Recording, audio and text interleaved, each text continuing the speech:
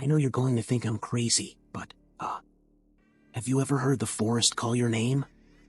Chuck leaned back in his chair, his gaze fixed on me. His eyes glittered with something unnatural, almost manic. I hadn't expected such an attack right from the doorstep. Usually people started a conversation with something more mundane. I'm sorry, what are you talking about? I raised an eyebrow, slightly confused. My fingers slid over the notebook, clutching it tighter. A journalist who was used to rational explanations, I immediately tensed up, expecting some kind of trick. Les, have you ever heard him call out his name? His voice grew louder, sounding almost hysterical. In the dim light of the bar, shadows danced across his face, giving him a pained look. Les, calling his name? I felt the tension rise. This clearly wasn't the meeting I had planned. Look, if you're kidding. I'm serious. Chuck leaned forward, pounding his fist on the table so sharply that I flinched. I was walking through the woods, and he was calling my name. Hearing my name, you just don't understand until you experience it for yourself. I froze, staring at him. Chuck's eyes were red, haggard, like a man who hadn't slept in several nights. The nervous trembling in his hands and his hoarse voice betrayed that something was tormenting him. But a forest that calls by name? No, I couldn't believe it. Okay, you start at the beginning. I put my pen down on the table and sighed, deciding that this conversation was worth writing down after all. How did you end up in this forest?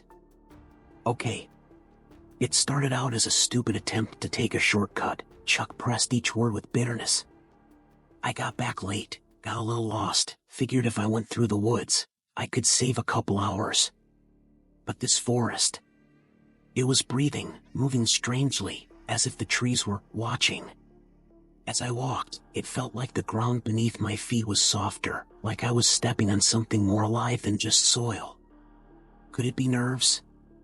I interrupted. That's what I thought at first, too. Just the woods. A goddamn forest. He snorted, but his eyes didn't smile. But then, there were shadows. Shadows? I tried not to sound frightened, but my chest began to whimper quietly. Yeah, Chuck nodded briefly. Not the ones from branches or trees. These moved, against the wind, against the light. I saw them out of the corner of my eye. But every time I turned around, they were gone. He sighed, clasped his hands together. His voice grew quieter, as if he were reliving the moment. I tried to calm myself, to tell myself it was just a play of light and darkness. To keep walking. But with each step, the ground beneath my feet became softer and softer. Then I began to hear something, a whisper from somewhere deep in the woods. Are you serious? I could hardly contain my sarcasm, but in the back of my mind I was already uncomfortable. I couldn't be more serious. His eyes stayed fixed on mine. Those voices. They were saying my name. I quickened my pace, he continued, his eyes glistening with exertion. I thought that if I walked faster through this part of the forest, everything would be all right. But the faster I went, the louder the whispers got. At one point I heard something like, "He's ours, he won't get away." That's when I knew I had to run. You ran? I tensed, trying to catch a hint of irony in his voice, but I couldn't find it. Yes, and fast. But no matter how fast I ran, I felt like something was moving behind me. I heard footsteps, saw shadows flickering between the trees, as if the forest had come alive and decided to take me over. But the creepiest part was that I couldn't see the end of the trail. It just stretched on, like I was caught in some kind of vicious circle. I swallowed, trying not to show excitement. It could have just been panic. Nervous overexertion. Fatigue, right? I suggested, trying to come up with a rational explanation. You're right, he leaned back in his chair. That's what I thought. Until he showed up. I raised an eyebrow. Who? The monster, Chuck whispered the word with an almost awe-inspiring fear. At first I saw him as a silhouette, a dark blur moving through the trees. He was unnaturally tall, with long arms that reached for the ground. I didn't get a good look at his face, but when he turned toward me, I felt an icy chill all over my body. I stopped. I just stopped. Because I realized that if I ran, he would catch up with me. His voice shook, but he kept talking. I stood there, and he was getting closer. Every second seemed like an eternity. When he got close enough, I could smell the rotting odor, as if all the forest floor was beginning to decompose around us. But that wasn't all. What else? Now I couldn't take my eyes off his face. Those monsters. They weren't alone. All around me, they began to appear. Others, zombie-like creatures.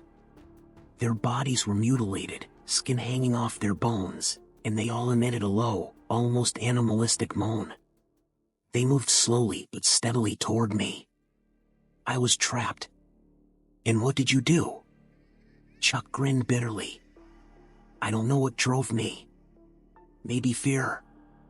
Maybe desperation. I darted away, right through the trees, even though I knew I'd be overtaken. But when I turned around, they were gone. Just gone? I was dumbfounded. Yeah, it was like they were gone. The forest was back to normal. The shadows were gone, the trail reappeared. But I knew. It was a trap. Forest had let me go because it wanted me to talk about it. To bring me back. Hold on. You, back? I was shocked. After everything you'd seen? Chuck nodded. Yes. I came back because the forest keeps calling. Even now I can feel its shadows following me. I know he's not done with me. It was only the first time. And you're going there again? I couldn't believe my ears. Chuck looked me straight in the eyes, and I saw something strange in his gaze. I don't have a choice, his voice was full of sadness. This forest. Already inside me. The next day I sat in my car at the edge of the woods. The same forest. The one Chuck had told me about as if it were a living thing. There was a strange silence in the air, unusual for a forest, especially at this time of year. It was as if the whole place had fallen silent in anticipation. But when I got out of the car and took my first step on the trail, I felt as if I had crossed a boundary. Boundary between the real world and something ancient, alien. The trail flowed forward, trees clustered on either side like huge sentinels. Don't be a fool, I muttered to myself, glancing around nervously. But step by step I went deeper into the forest. And when I reached the very middle of it, I stopped, expecting to see something, to feel something. Nothing. The forest remained just a forest. And then suddenly, my name came out. A whisper, as if from far away, but perfectly distinct. He's here, it sounded in the air, and I froze. Everything was happening again just like Chuck had told me. A light wind moved the branches, but it seemed like they weren't just trees. I tried to gather my thoughts, but the shadows began to thicken around me. That's when I realized I no longer had a choice. I, too, was trapped in the forest.